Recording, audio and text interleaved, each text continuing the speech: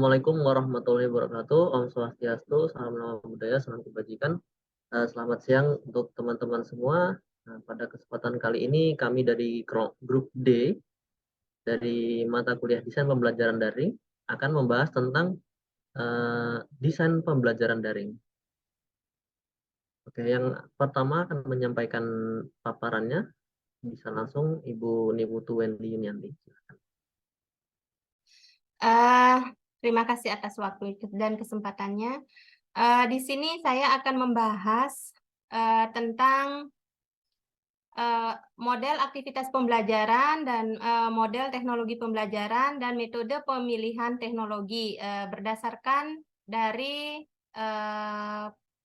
kerangka kerja dari Richard Kaladin 2008. Yang pertama, salah satu elemen utama dalam sebuah proses pembelajaran, khususnya pembelajaran daring, adalah interaksi. Sering kita mengikuti sebuah pembelajaran yang kurang interaktif sehingga proses belajar menjadi tidak maksimal. Yang lebih jauh adalah tidak tercapainya tujuan pembelajaran. Richard Kaladin dalam bukunya yang berjudul Enhancing E-Learning with Media-Rich Content and Interaction menjelaskan sebuah framework yang dapat kita jadikan acuan dalam memilih dan menentukan aktivitas serta teknologi pembelajaran yang tepat untuk meningkatkan interaksi dalam pembelajaran serta media yang kaya akan konten. Framework tersebut adalah Teknologi Selecting Method atau TSM. Namun sebelumnya kita akan membahas tentang teori kerangka tentang model aktivitas pembelajaran LAM dan model teknologi pembelajaran LTM. Di sini nanti kita akan membahas 3 poin tersebut. Yang pertama, Learning Activities Model atau model aktivitas pembelajaran. Di sini ada 5 komponen yang terkandung di dalamnya. Yang pertama adalah Proportion of Materials atau PM, di mana di sini penyaji, yaitu guru atau instruktur, menyediakan materi dalam berbagai bentuk kepada siswa, di mana yang dimaksud dengan material di sini adalah pengetahuan, informasi, dan data yang disajikan dalam bentuk teks atau e-books, audio atau podcast, tayangan video, multimedia, broadcast, dan web page. Yang kedua adalah interaction with materials atau yang disingkat IM. Hal ini terjadi ketika siswa mencari definisi dari buku sumber, mencatat hal-hal penting, melakukan pause rewind atau replay video atau audio pembelajaran, melakukan searching di internet, atau bisa juga berinteraksi dengan peralatan yang berbasis komputer atau multimedia. Jadi siswa setelah mendapat materi dari guru juga bisa mencari sendiri dari buku sumber atau mungkin sumber-sumber belajar lainnya. Yang ketiga adalah interaksi dengan fasilitator atau interaction with facilitator atau IF. Ini ketika siswa berinteraksi dengan fasilitator atau guru atau instrukturnya ketika guru menyajikan materi, melakukan demonstrasi, melakukan umpan balik, dan penguatan. Sedangkan siswa dapat bertanya atau melakukan bimbingan atau tutorial discussion, dan sebagainya. Dalam konteks e-learning, IF bisa terjadi melalui media chatting, email, atau sambungan telepon, atau mungkin di forum diskusi pada sistem manajemen pembelajaran atau Learning Management System LMS. Yang keempat, komponen yang keempat adalah interaksi sesama pelajar atau IL, Interaction Between Learners. Ini terjadi ketika siswa berinteraksi dengan siswa yang lain, baik secara formal maupun informal. Yang secara formal terjadi ketika siswa melakukan presentasi atau pemaparan tugas makalah kepada siswa lain. Untuk interaksi yang informal, antar siswa bisa berdiskusi di mana saja dan kapan saja, selama hal tersebut bisa membahas materi yang dipelajari. Jadi perbedaan yang formal dan informal, ya yang formal itu bisa terjadi di dalam kelas pembelajaran, di satu jadwal pembelajaran. Yang informal bisa dilakukan di luar jam pembelajaran, di luar jam belajar, di mana kontennya adalah membahas materi yang dipelajari. Yang kelima, ya kembali dulu. Nah, ini yang informal bisa juga terjadi di dalam LMS, di forum diskusi, di mana antar siswa bisa berdiskusi materi yang sedang dipelajari di forum diskusi tersebut. Bisa tanya jawab antar siswa. Kemudian berikutnya yang kelima adalah interaction. Itu siswa berinteraksi secara dialogikal dengan dirinya sendiri, di mana siswa berinteraksi terhadap pemahamannya sendiri mengenai materi yang dipelajari. Dan siswa model ini dilakukan dengan merefleksikan apa yang dilihat, didengar oleh siswa itu sendiri. Siswa bisa melakukan misalnya membuat resume atau rangkuman materi yang dipelajari berdasarkan apa yang mereka dengar, dengan kemampuan berpikir kritisnya, dengan termasuk salah satu untuk menyempurnakan ide pendapat dengan membandingkan pengetahuan yang baru dengan pengetahuan yang ada. Interaksi siswa dengan dirinya sendiri ini menurut Kaladin sulit diukur karena hanya terjadi di dalam diri siswa tersebut, sehingga hanya siswa sendiri yang tahu. Kesimpulan dari konsep model analisis pembelajaran itu dikembangkan untuk dua jenis tujuan. Yang pertama, menyediakan kerangka teoritis untuk analisis kegiatan pembelajaran, dan kedua, dapat digunakan untuk membantu fasilitator atau desainer pembelajaran dalam proses desain dengan membagi kegiatan atau program pembelajaran ke dalam kategori kegiatan. Ini dapat digunakan dengan cara formatif untuk menganalisis kegiatan atau program pembelajaran yang diusulkan, atau dengan cara sumatif untuk membantu dalam revisi kegiatan atau program pembelajaran yang ada. Di sini ada dua model evaluasi, yaitu evaluasi formatif dan evaluasi sumatif. Ini maksudnya evaluasi formatif menganalisis kegiatan yang sedang atau program pembelajaran yang sedang dilaksanakan atau yang sedang diusulkan. Sedangkan yang dengan cara sumatif adalah mengevaluasi program pembelajaran yang sudah ada. Jika memang belum cocok atau ada yang harus direvisi, itu dilakukan dengan cara sumatif. Model analisis pembelajaran ini juga dapat digunakan untuk membandingkan berbagai metode dan mode pencapaian tujuan pembelajaran. Berikutnya masuk tentang model teknologi pembelajaran.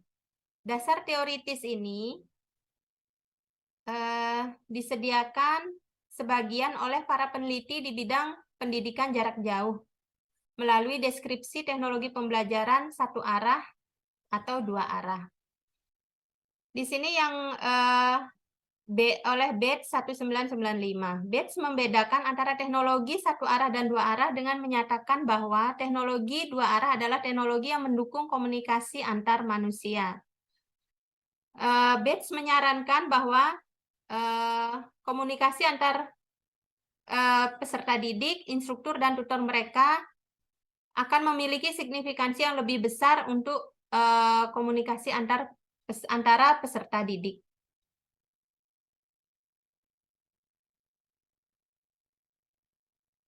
Nah, tadi ada dua model representatif atau yang satu arah dan kolaboratif yang dua arah. Teknologi pembelajaran satu arah diberi label sebagai representasional dan dua arah sebagai kolaboratif. Pembagian tidak selalu lengkap untuk semua teknologi. Teknologi pembelajaran yang tampil di kedua kategori tersebut, meskipun biasanya kinerja di satu kategori lebih efektif dan atau lebih efisien daripada di kategori lainnya.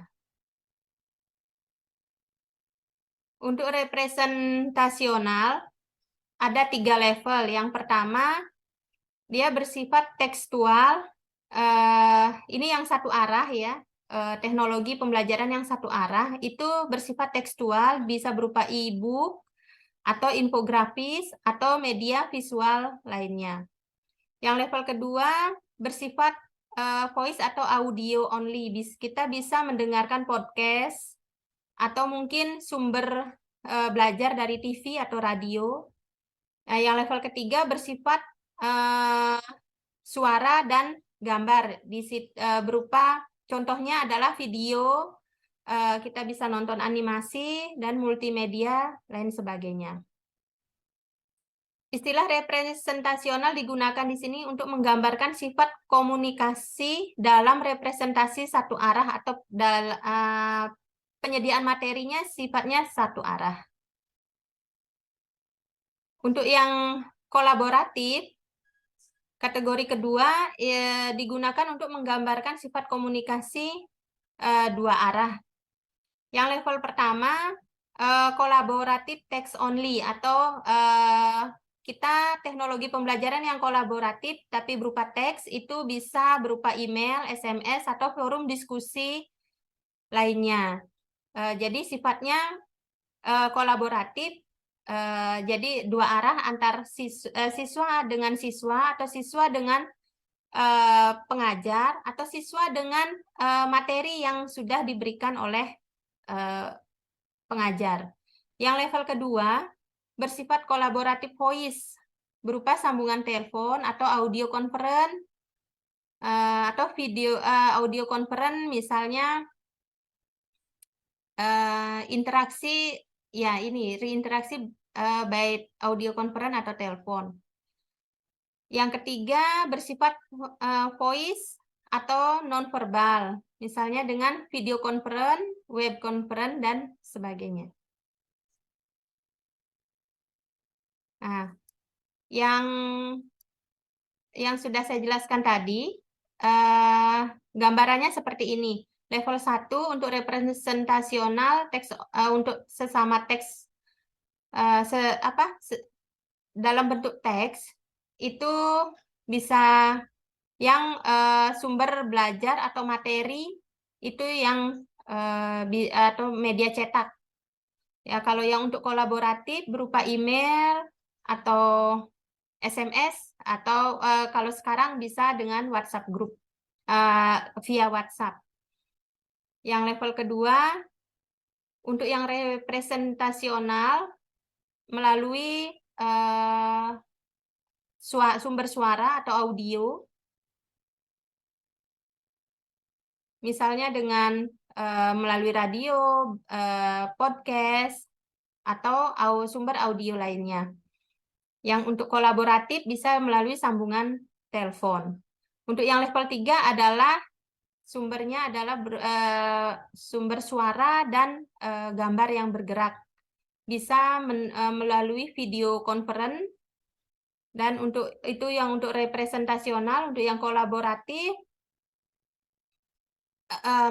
yang representasional bisa dengan melalui video pembelajaran, yang untuk kolaboratif melalui video conference.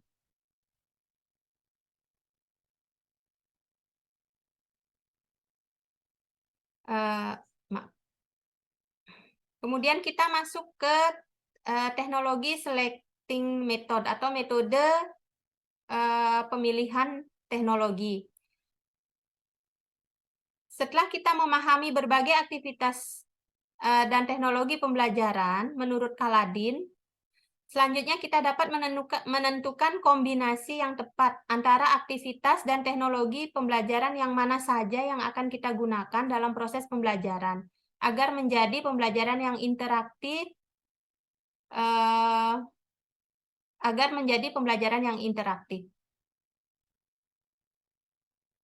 Menurut metode pemilihan teknologi atau TSM menurut kerangka Kaladin 2008, ada 3 kategori.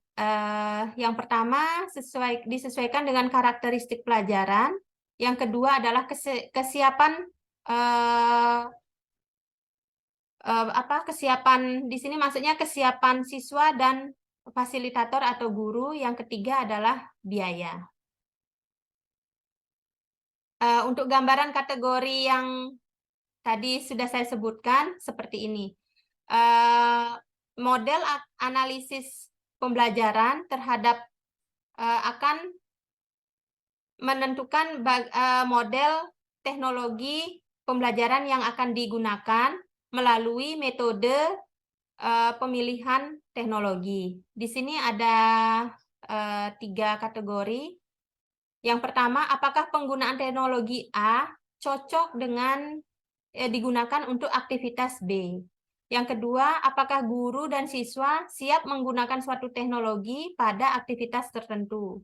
Yang ketiga, apakah penggunaan teknologi dan aktivitas tertentu tersebut yang sudah ditentukan dapat meningkatkan efektivitas dan efisiensi? Ini dilihat dari segi cost atau biaya. Nah, di sini yang kelima kategori model analisis pembelajaran tadi masing-masing disesuaikan terhadap bagaimana teknologi tersebut. Misalnya pada PM atau provide materi itu dengan representasionalnya teknologi apa yang bisa dilakukan atau disediakan baik melalui yang satu arah ataupun kolaboratif. Ini kita di masing-masing analisis ini akan sebaiknya ditentukan juga teknologinya baik yang satu arah maupun yang dua arah. Penerapan hubungan kerangka model analisis pembelajaran dan model teknologi pembelajaran itu bisa dilaksanakan melalui pemanfaatan sumber belajar dalam proses pembelajaran menggunakan media pembelajaran. Contohnya yang pertama adalah penggunaan LMS. Kita angkat yang untuk perkuliahan kita di Universitas Negeri Jakarta. Penggunaan LMS yang sudah kita semua terapkan khususnya di UNJ yang merupakan media pembelajaran asinkronus, di mana dalam LMS dosen dapat mengirimkan materi pembelajaran baik teks maupun video pembelajaran dan mahasiswa dapat mengunduh materi tersebut. Adanya forum diskusi yang merupakan media diskusi interaksi antar mahasiswa maupun mahasiswa dengan dosen. Jadi baik. Nah, di sini dalam penggunaan LMS itu sudah terjadi 3 kategori interaksi. Yang pertama adalah interaksi dengan materi. Kita sudah bisa mengunduh materi yang disediakan oleh dosen melalui media LMS. Di situ materinya juga ada materi yang bisa kita ambil itu materi yang sifatnya satu arah. Kita bisa yang satu arah level 1, 2, 3. Level 1 itu berupa teks yang bisa kita baca karena dosen juga akan mengirimkan e-book atau buku-buku yang bisa kita baca, itu berupa teks. Terus berupa video pembelajaran. Yang kedua, interaksi dengan sesama siswa maupun interaksi bersama dosen. Di situ di dalamnya ada forum, di LMS ada forum diskusi. Itu diskusi juga bisa level 1 berupa itu kan penerapan LTM yang sifatnya representasional atau kolaboratif yang level 1. Kita bisa berinteraksi dengan sesama mahasiswa dan juga dengan pengajar. Contoh yang kedua, ini adalah contoh yang melalui penggunaan dalam penggunaan virtual reality pada laboratorium virtual untuk membantu mahasiswa bisa belajar praktek mandiri di mana saja dan kapan saja. Di mana sebelum pembuatan video VR telah dilakukan analisis kebutuhan dengan melakukan pengkajian awal berupa kesiapan pengajar dan mahasiswa, bahwa diketahui bahwa perlu adanya media virtual untuk mahasiswa bisa melatih keterampilan tanpa harus terikat dengan waktu pembelajaran praktek di laboratorium kampus, namun tetap ada interaksi antara mahasiswa dan dosen. Pada pengembangan VR tersebut tentu juga sudah dilakukan analisis biaya, terutama untuk pengadaan teknologi VR dan alat kontrol yang bisa dibeli oleh mahasiswa, serta memudahkan mahasiswa mengakses video tersebut.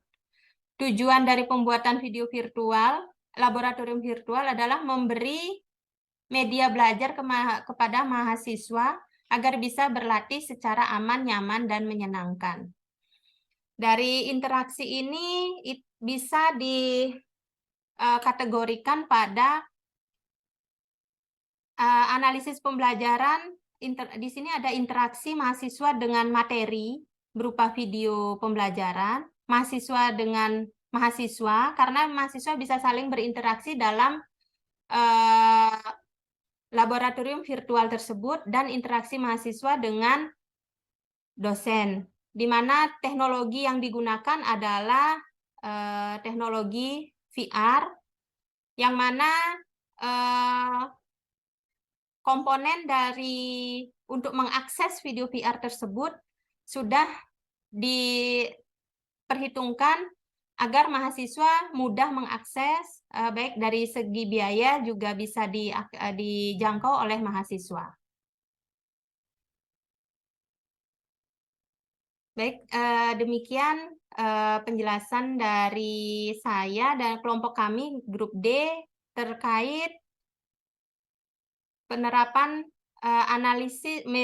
model analisis pembelajaran dan model teknologi pembelajaran, serta framework metode pemilihan teknologi yang dikembangkan oleh Richard Kaladin pada tahun 2008. Baik, sekian, terima kasih paparan dari saya.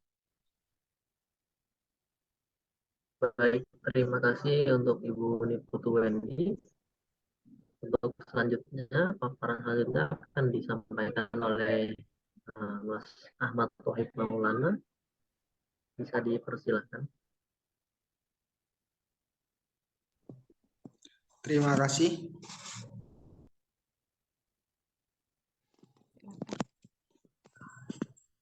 Baik, terima kasih. Kami dari kelompok D akan melanjutkan presentasi. Dalam hal ini adalah interaksi dalam pembelajaran daring.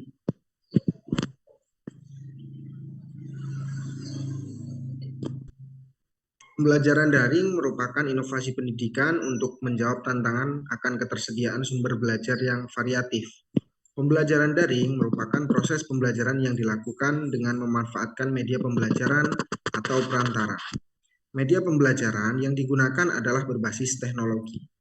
Pembelajaran daring syarat akan kemandirian belajar dan interaktivitas yang tinggi. Nah, kemudian interaktivitas siswa dalam pembelajaran daring itu terdiri atas 3 kategori. Yang pertama yaitu interaksi siswa dengan guru, interaksi siswa dengan materi pembelajaran, yang ketiga interaksi siswa dengan siswa lainnya.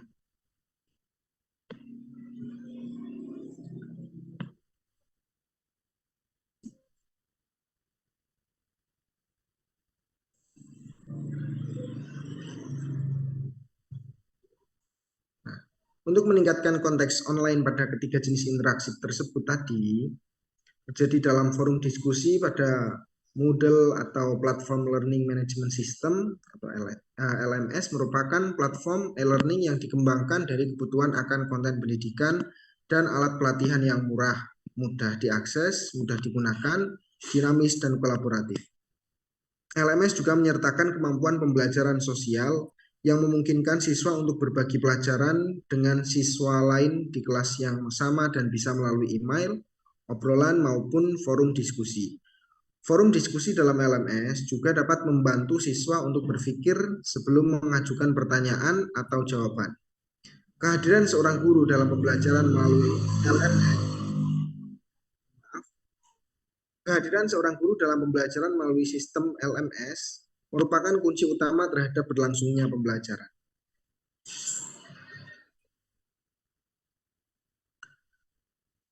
Saat interaksi antara guru dengan siswa, saat guru ikut berinteraksi dengan siswa, tidaklah bisa terjadi secara spontan, karena guru harus dengan sengaja merancang interaktivitas ke dalam pembelajaran sehingga siswa merasa terhubung dan termotivasi untuk berpartisipasi. Nah, kehadiran aktif seorang guru berdampak positif pada kepuasan siswa, rasa keterhubungan siswa pada kelas tersebut. Nah, salah satu cara untuk membangun kehadiran kita sebagai pengajar dalam kelas online, yaitu membuat pesan dalam video sambutan pada awal tampilan kursus yang sedang kita fasilitasi, sertakan semangat kita pada topik kursus dan sampaikan tujuan pembelajaran kepada siswa.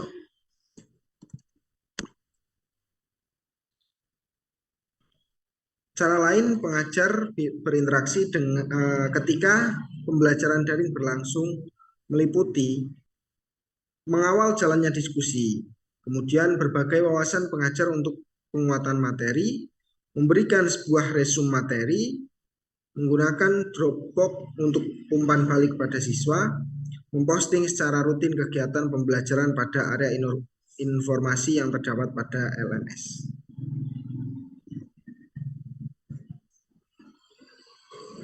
Cara lain pengajar berinteraksi ketika pembelajaran daring berlangsung, yaitu berbagai pengalaman terbaru terkait materi pembelajaran, membuat kesepakatan waktu untuk pertemuan daring bersama siswa, kemudian siswa dapat menghubungi pengajar di luar jadwal pembelajaran dan wajib mendapat respon cepat.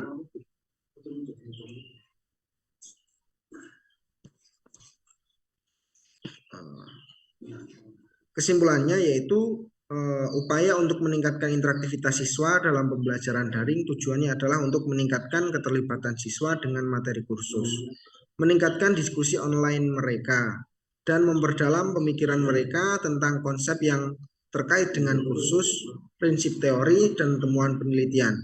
Komunikasi yang terjalin dengan baik dan konsisten akan membantu siswa selalu merasa terhubung dengan pengajar dan termotivasi untuk belajar. Sekian, terima kasih dari saya. Untuk selanjutnya saya berikan kepada Mas Al. Baik, terima kasih. Untuk selanjutnya kita akan membahas tentang desain sistem pembelajaran blended. Khususnya pada pembahasan kali ini, yaitu pembelajaran pedati yang mana telah diciptakan oleh Bapak Dr. Uwais Anis Khairuman dari Universitas Negeri Jakarta. Baik, desain sistem pembelajaran blended.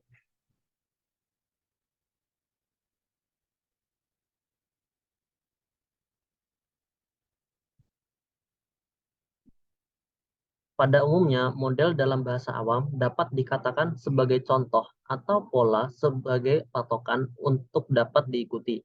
Mengacu pada Miyarso tahun 1998, Gustafson tahun 2002 dan Prawiradilaga tahun 2007 mengatakan bahwa model dapat didefinisikan sebagai representasi suatu proses dan atau ide kompleks yang dapat memberikan gambaran prosedur kerja yang sistematis dan logis dalam bentuk grafis dan atau naratif di mana struktur unsur-unsur utama serta hubungan antara unsur tersebut tercantum secara jelas. Desain atau perancangan dapat pada dasarnya adalah suatu keniscayaan. Tidak ada tindakan yang berhasil optimal tanpa adanya perancangan yang baik. Tidak ada suatu pengembangan yang berhasil sesuai dengan kebutuhan tanpa adanya perancangan atau sebuah desain.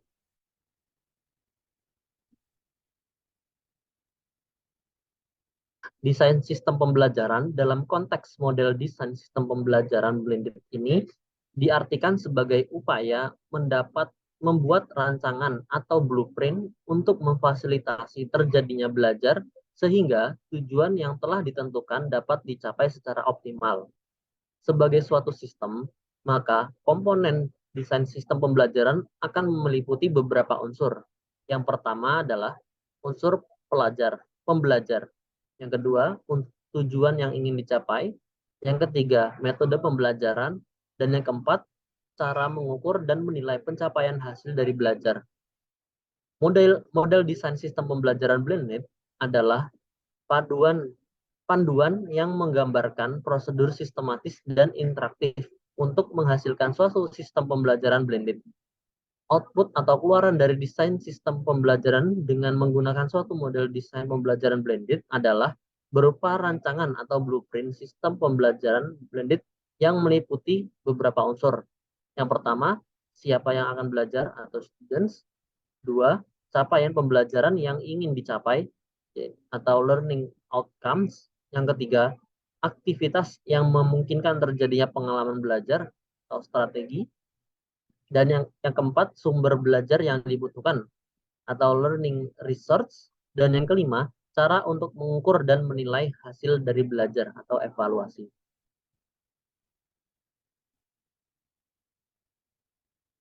Pedati. Sebagai suatu model desain sistem pembelajaran, Pedati menggambarkan suatu prosedur kerja yang sistematis dan logis, serta memiliki unsur-unsur atau komponen yang jelas dan berhubungan satu dengan yang lainnya. Pedati merupakan kependekan dari pembelajaran daring pada pendidikan tinggi, atau juga dapat dikatakan sebagai akronim pelajari, dalami, terapkan, dan evaluasi, yang merupakan siklus dari alur pembelajaran yang ditawarkan dalam sistem pembelajaran blended. Berikut ini merupakan struktur konsep dari Pedati, desain pembelajaran Pedati. Dalam merumuskan capaian pembelajaran, capaian pembelajaran merupakan pernyataan kinerja yang diharapkan dicapai oleh mahasiswa setelah mengikuti mata kuliah tertentu sebagai hasil dari proses pembelajaran. Capaian pembelajaran mata kuliah ini memiliki posisi yang sangat penting sebagai kunci pembuka dalam desain sistem pembelajaran blended.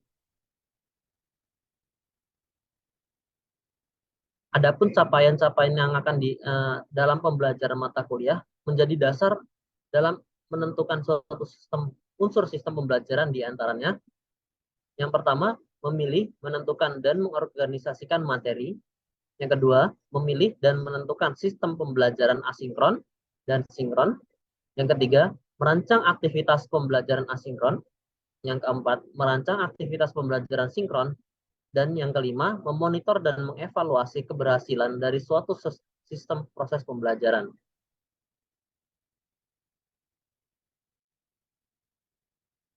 Bisa di next.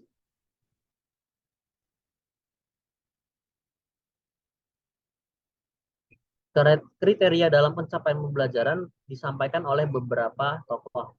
Di antaranya, Major tahun 1984, beliau mengungkapkan beberapa unsur capaian pembelajaran, yakni ABCD. A, audience, B, behavior, C, condition, dan D, degree. Kemudian Clark tahun 2010 mengemukakan beberapa unsur capaian pembelajaran. Yang pertama, kata kerja operasional. Yang kedua, kondisi atau lingkungan. Dan yang ketiga, standar. Dick and Carey tahun 2015 juga menyampaikan unsur capaian pembelajaran, diantaranya perilaku, kondisi, dan kriteria.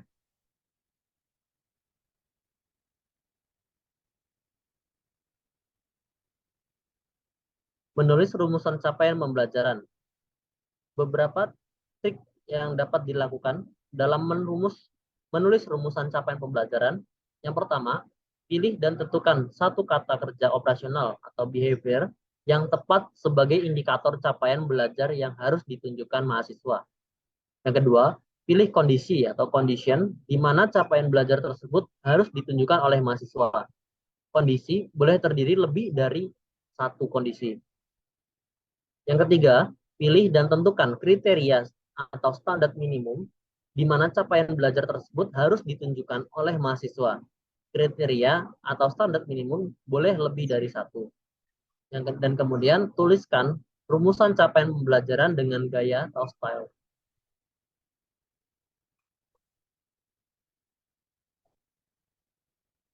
Bagian kedua, memetakan dan mengorganisasikan materi atau bahan kajian.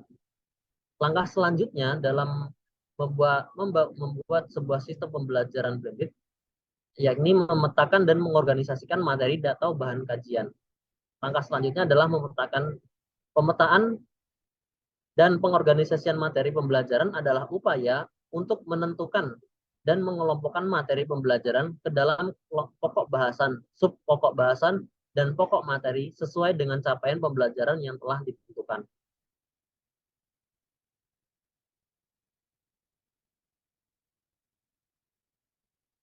Yang ketiga, memilih dan menentukan setting belajar. Memilih dan menentukan setting belajar adalah upaya untuk menentukan apakah capaian dan pokok atau subpokok bahasan tertentu dapat dicapai melalui aktivitas pembelajaran asinkron maupun sinkron.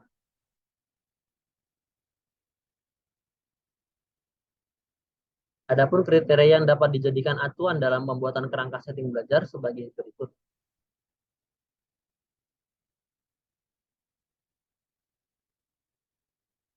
Pada diagram tersebut menjelaskan beberapa hal, diantaranya pengalaman pembelajaran memiliki kontinu dari abstrak sampai dengan konkret. Semakin konkret pengalaman pembelajaran yang dialami oleh mahasiswa, semakin tinggi juga peristiwa belajar yang terjadi, menurut Edgar Dale tahun 1966. Menurut Maldino tahun 1999, bahwa persentase pengalaman belajar yang diperoleh atau kemampuan menguasai materi dikategorikan sebagai berikut. Yang pertama, jika mahasiswa belajar melalui teks, hanya 10%. Jika mahasiswa belajar melalui audio, sebesar 20%. Jika mahasiswa belajar melalui visual, sebesar 30%. Dan jika mahasiswa berperan aktif dalam satu aktivitas pembelajaran, memiliki tingkatan nilai sebesar 50%. Kemudian, jika mahasiswa mengalami belajar dengan memodelkan atau menerapkan secara langsung, besar 70%. Dan kemudian, mahasiswa mengalami belajar dan melakukan pembelajaran dalam situasi nyata untuk memecahkan masalah tertentu, memiliki poin sebesar 90%. Angka keempat, menyusun rancangan pembelajaran asinkron. Dalam menyusun pembelajaran asinkron terdapat beberapa tahapan. Yang pertama, menyusun rancangan aktivitas pembelajaran asinkron. Yang kedua, merangkai alur pembelajaran asinkron. Yang ketiga, identifikasi kebutuhan media digital. Kemudian, aktivitas pembelajaran asinkron menurut kerangka kerja Pedati terbagi menjadi dua, yakni asinkronus mandiri dengan dua komponen di dalamnya, yakni pelajari dan evaluasi. Dan kerangka yang kedua, yakni asinkronus kolaboratif, di mana di dalamnya terkandung dua komponen, yakni dalami dan terapkan.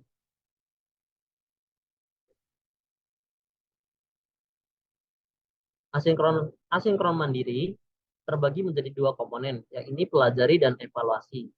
Pelajari merupakan mempelajari materi seperti membaca melalui teks, visual, audio, menonton video, mencoba mempraktekkan suatu simulasi dan games. Yang kedua, evaluasi dengan mengerjakan asesmen dalam tes objektif sebagai seperti tes pilihan ganda. Kemudian, asinkronus kolaboratif memiliki dua komponen. Yang pertama, dalami, yakni memperdalam apa yang telah dipelajari dengan berpartisipasi aktif dalam forum diskusi.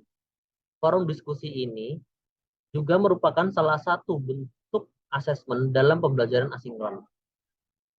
Dan komponen kedua, yakni terapkan. Berarti mencoba menerapkan apa yang telah dipelajari dengan mengerjakan tugas daring yang diberikan.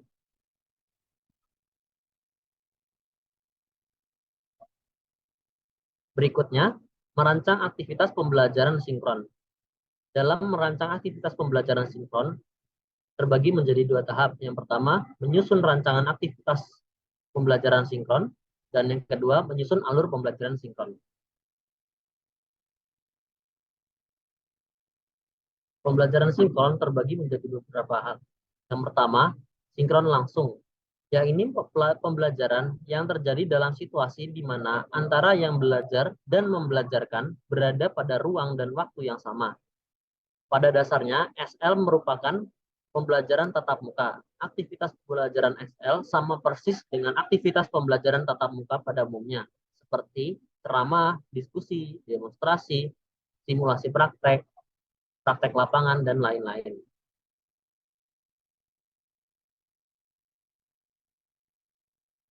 Next. Yang kedua, sinkronus maya. Merupakan pembelajaran yang terjadi dalam situasi di mana antara yang belajar dan yang membelajarkan berada pada waktu yang sama, tetapi mereka berada di ruang dan tempat yang berbeda-beda antara satu dengan yang lainnya. Aktivitas belajar SM dimediasi oleh teknologi komunikasi seperti video conference, audio conference, maupun webinar. Next.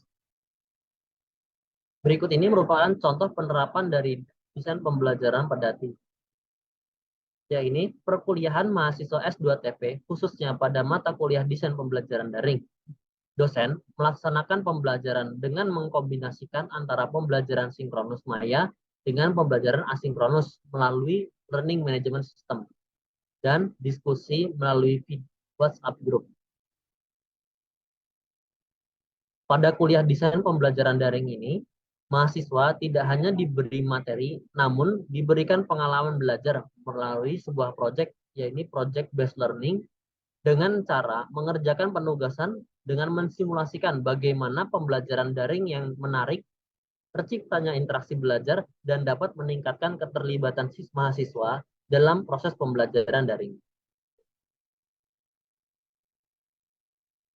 Kesimpulan dari pemaparan kali ini, dari contoh pengalaman belajar mahasiswa S2TP, dapat ditarik kesimpulan bahwa pembelajaran daring tidak hanya belajar materi dari sistem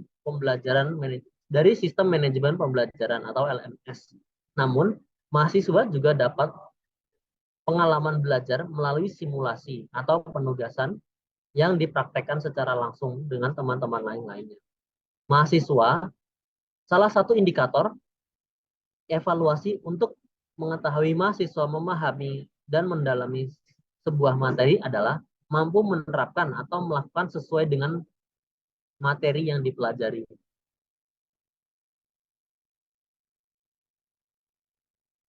Next. Oke, baik, mungkin cukup sekian pemaparan dari saya dan dari teman-teman yang lain. Baik, terima kasih Mas Al dan Mas Wahid atas paparan tadi yang sudah kita sampaikan. Sedikit saya akan menyampaikan kesimpulan dari ketiga paparan yang tadi sudah disampaikan. Bahwa pada dasarnya, pada desain pembelajaran daring ini yang perlu kita perhatikan adalah bagaimana terjadinya interaksi dalam pembelajaran tersebut. Interaksi di sini adalah interaksi siswa dengan materi pembelajaran, interaksi siswa dengan pengajarnya, kemudian interaksi siswa antar siswa, dan interaksi siswa dengan dirinya sendiri. Nah, jelas ya, interaksi siswa dengan materi adalah bagaimana siswa itu mendapatkan atau mendapat materi dari yang sudah disampaikan oleh pengajar, atau mungkin bisa mencari melalui sumber-sumber belajar lainnya. Interaksi dengan pengajar bisa dalam bentuk tatap maya maupun sinkronus langsung di dalam ruang kelas dengan ruang dan waktu yang sama. Kemudian dengan antar siswa bisa dengan melalui forum diskusi, bisa dengan secara formal maupun informal. Yang formal misalnya salah satu siswa mempresentasikan sebuah hasil kajian atau mempresentasikan materi terhadap siswa lainnya, atau dan secara informal antar siswa ini bisa berdiskusi di suatu tempat yang dengan waktu dan tempat yang berbeda dari jadwal pembelajaran, namun yang membahas tentang materi yang sedang mereka pelajari.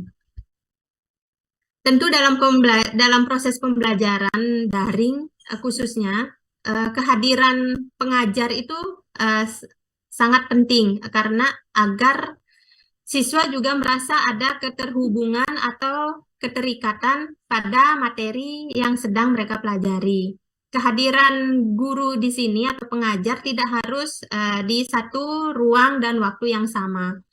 Bisa dengan sinkronus di ruang yang berbeda dengan waktu yang sama, atau sinkronus maya, atau bisa dengan asinkronus di mana pada salah satu cara strategi agar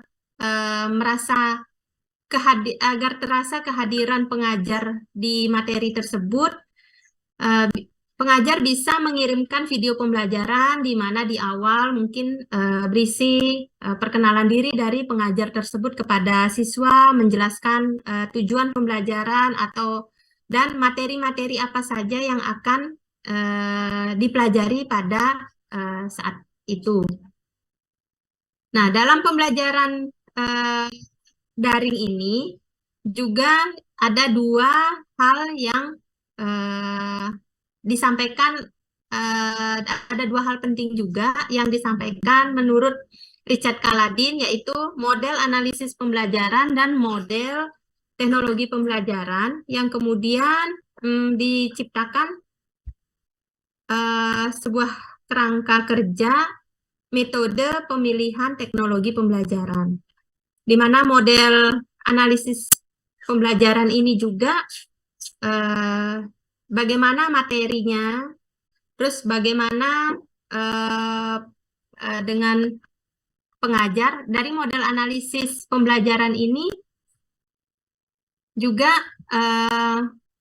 ada kaitannya dengan teknologi pembelajaran yang digunakan. Apakah satu analisis dengan satu teknologi yang digunakan apakah cocok, atau bagaimana kesiapan pengajar atau peserta didik dalam menggunakan teknologi yang digunakan berdasarkan analisis pembelajaran yang telah ditentukan oleh pengajar dan siswa. Dan yang ketiga adalah bagaimana biaya, dari faktor biaya, apakah analisis pembelajaran dan teknologi pembelajaran yang ditentukan apakah dapat meningkatkan efektivitas maupun efisiensi. Dalam teknologi pembelajaran itu ada dua kategori juga yang dalam representasional dan kolaboratif. Representasional ini yang bersifat satu arah, misalnya siswa mendapatkan materi dari berupa teks atau dia hanya dari e-book atau media cetak lainnya. Untuk yang kategori kolaboratif, peserta didik bisa mendapatkan materi yang melalui yang berupa misalnya dari pesan singkat dari siswa atau pengajar. Kemudian untuk yang untuk yang level itu kan dibagi beberapa level. Level 1 yaitu audio. Level 1 itu berupa teks. Yang kedua adalah audio. Yang ketiga adalah berupa video, baik representasional maupun yang kolaboratif. Kemudian itu menurut kerangka konsep dari Richard Kaladin. Kemudian dalam pembelajaran daring ini juga ada kerangka konsep dari pedati yang dituliskan oleh Bapak Wes Anis Sairuman, di mana pedati ini merupakan singkatan dari pembelajaran daring pada perguruan tinggi. Yang di dalamnya juga pedati ini merupakan singkatan dari pelajari, dalami, terapkan, dan evaluasi. Kerangka kerja pedati ini merupakan kerangka kerja dari pembelajaran daring yang bersifat asinkronus, di mana ada dua kategori asinkronus, yaitu asinkronus mandiri dan asinkronus kolaboratif. Dalam asinkronus mandiri, ada dua komponen dari komponen pedati tersebut, yaitu pelajari dan evaluasi. Di mana pelajari di sini mempelajari materi seperti membaca melalui teks, visual, audio, nonton video, dan siswa juga di sini bisa mencoba atau mempraktekkan melalui simulasi sebuah dari materi yang mereka pelajari. Kemudian ada evaluasi. Evaluasi di sini mahasiswa atau siswa dapat mengerjakan asesmen dalam tes objektif seperti tes pilihan ganda. Mahasiswa bisa mengerjakan bisa mengerjakan bentuk evaluasi ini di LMS atau Google Classroom. Kemudian asinkronus kolaboratif, dalami. Di sini adalah memperdalam apa yang telah dipelajari dengan berpartisipasi aktif pada platform pembelajaran asinkronus.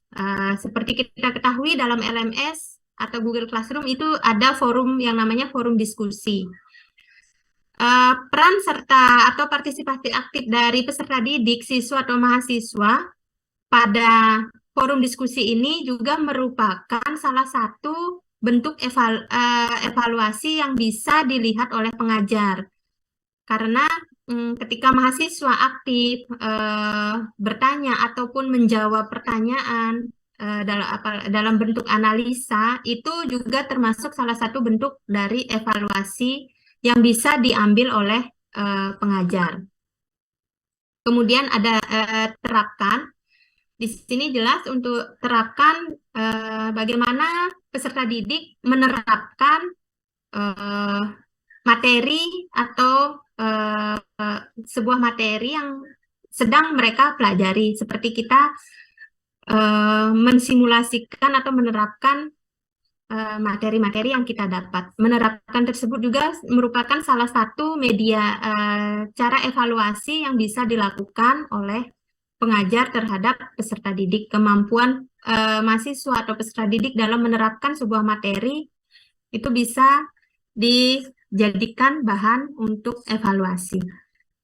Mungkin sekian kesimpulan yang bisa saya simpulkan dari hasil paparan dari hasil pembahasan kelompok kami, kelompok D, untuk khususnya untuk materi kali ini desain pembelajaran daring. Terima kasih, selamat sore.